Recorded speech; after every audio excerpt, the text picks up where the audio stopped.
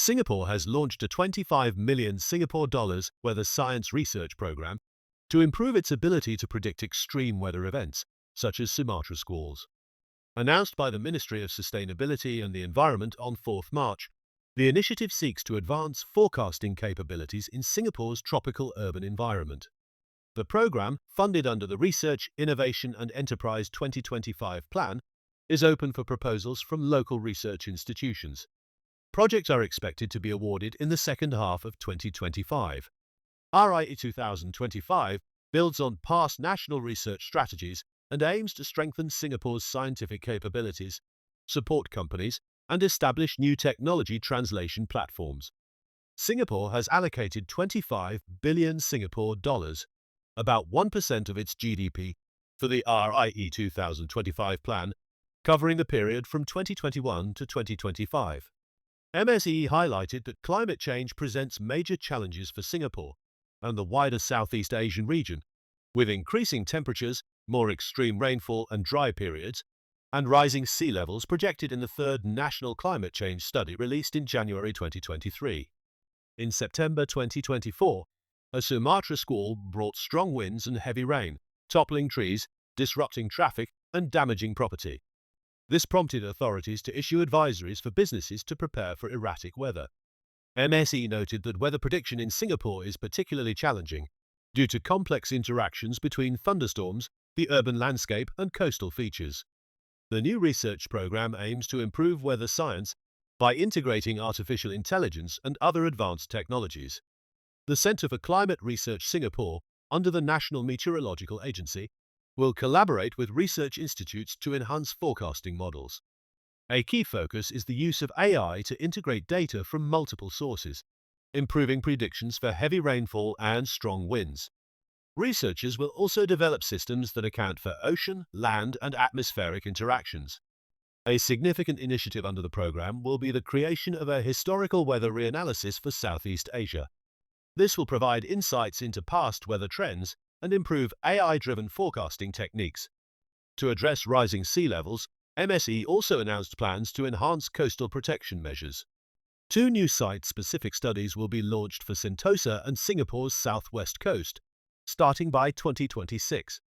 The third National Climate Change Study projected that mean sea levels around Singapore could rise by up to 1.15 meters by 2100 and up to 2 meters by 2150. With approximately 30% of Singapore's land less than 5 meters above mean sea level, the country is vulnerable to coastal flooding. Some areas, such as East Coast Park, already experience sporadic flooding when high tides coincide with heavy rainfall. Prime Minister Lawrence Wong announced in his budget speech on 18 February that another 5 billion Singapore dollars will be injected into the Coastal and Flood Protection Fund. This adds to the initial 5 billion Singapore dollars allocated in 2020 to protect against rising sea levels and enhance flood resilience. The Sentosa study will cover about 16 kilometers of coastline and consider the island's role as a leisure and tourism destination. Led by Sentosa Development Corp, the study will be integrated with future development plans. Meanwhile, the Southwest Coast study will span approximately 116 kilometers from Tuas to Pasir Panjang, covering industrial and port areas such as Tuas Port and Pasir Panjang terminals, as well as recreational spaces like West Coast Park. MSE will explore how to align coastal protection measures with development plans in these areas. Since 2021, PUB and other agencies have conducted site-specific studies for the City East Coast, Northwest Coast, and Jurong Island to assess coastal vulnerabilities. Plans for the Greater Southern Waterfront and Changi, part of the City East Coast study, are expected to be unveiled in the second half of 2025. During budget debate on 4th March, Minister for Sustainability and the Environment Grace Fu stated that funding for these measures will come from the annual budget, the Coastal and Flood Protection Fund, and borrowing. Where eligible, past reserves may also be used, particularly for land reclamation costs. She emphasized that the government will ensure that financing is sustainable and equitable across generations. To support coastal protection initiatives, MSE and PUB will introduce the Coastal Protection Bill in the second half of 2025. This legislation will outline stakeholder responsibilities, safeguard land for coastal protection measures, and enforce compliance with coastal protection standards. PUB is also set to launch a code of practice for coastal protection by 2026, establishing industry standards for the design, construction, and operation of coastal protection structures. Additionally, a flood-resilient developments guidebook will be developed to provide guidelines for property owners to enhance flood resilience.